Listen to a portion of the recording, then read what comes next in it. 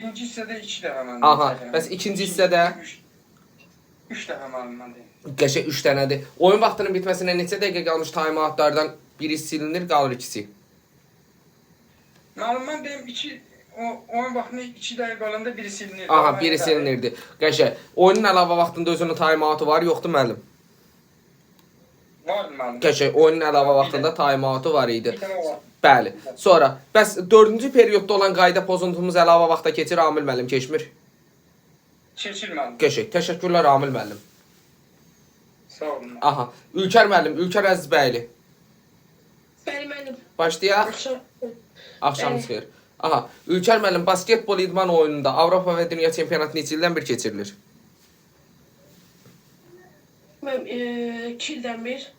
Yox, 4 ildən bir. 4 ildən bir. Bəli. Hə, 4. Voleybolda neçə ildən bir keçirilir anam? 2 ildən bir. Voleybolda isə eləyəcəm, hamını eləyirəm müəllim. Aha, voleybolda isə 2 ildən bir keçirilir, düzdürmü? Voleybol belə deyək də müəllimsə, voleybolda 4 dəfə olimpiya mükafatçımız olan voleybolçu kimdir? Aha, İnna Risk aldı. Voleybol neçənci ildə olimpiya oyunları proqramına daxil olub? 95-də 1895 səhv eləmirəmsə. Yox. O yaranması deyil. Oyunlarına nə ediblər? Daxil oldular. 1964-cü ildə. Ondan sonra voleybol 5 setlə bitdikdə qalibə məğluba neçə xal verirsiniz? 2-1. Aha, 5 setlə bitdikdə. Hər setdə hər komandanın neçə time-out götürmə şansı var? Ondan bir dəfə Hər setdə hər komandanın 2 dəfə time-out götürmə şansı var. Time-outun müddəti nə qədərdir? 30 saniyə. Qəşəng, time-outunun müddəti olacaqdı 30 saniyə. Bir də hansı idman oyununda da 30 saniyə anam? 3x-də. Qəşəng, bir də 3x basketbolda idi. Sonra 3x basketbol olimpiya idman növüdür, qeyri-olimpiya. Olimpiyada. Qəşəng, olimpiya idman növüdür. Qeyri-olimpiya sayılan idman növləri hansılardır? Futsalla şahmat. Qəşəng, futsalla şahmat idi. Sonra gəldik nə? 3x basketbolda xətlər meydana daxil sayılır. Xeyr, sayılmır. Bəs böyük basketbolda xətlər meydana daxil sayılır.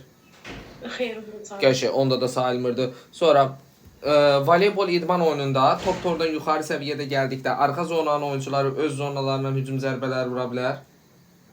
Öz zonalarından bəli vura bilər. Aha, öz zonalarından vura bilərlər. Bəs top tordan yuxarı səviyyədə gəldikdə arxa zonanın oyunçusu ön zonadan hücum zərbəsi vura bilər, ön zonadan. Məncə Vura bilməz. Vura bilməzdi. Sonra gəldik nəyə? Belə bir sual verim də müəllim sizə. Silsiləli hərəkətlər qrupuna aid olan hərəkətlər hansı hərəkətlərdir? Qüvvə, Yox, niyə qüvvə olur silsilə? Bəli. sürət. Silsiləli hərəkətlər qrupuna aid olan sürətdir.